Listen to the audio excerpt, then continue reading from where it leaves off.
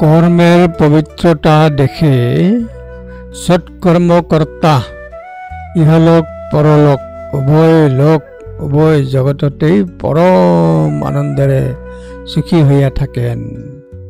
ধম্মপদ 16। একজন জ্ঞানী ব্যক্তি ভালো কাজ করে, সে সব নেক আমল করে, সে দুনিয়াতে ভোগ করে, এরপরেও তিনি জীবন উপভোগ করেন।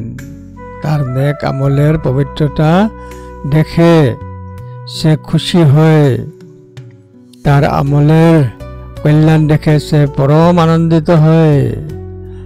একজন এখানে আনন্দ করে, একজন পরকালে আনন্দ করে। উভয় বুদ্ধিমানের মধ্যে গুণীজন আনন্দিত হয়। একজন আনন্দিত হয় এবং একজন তার বিশুদ্ধ কাজ দেখে আনন্দিত হয়। ধম্মপদ 16। ইদ মদতি পেচ্ছ মদতি কত পুণ্য অবয়র্থ মদতি স মদতি স পদ প্রমদতি ইচ্ছা কম্ম বিশুদ্ধি মত্তন। ইচ্ছা কম্ম বিশুদ্ধি মত্তন। ধম্মপদ 16।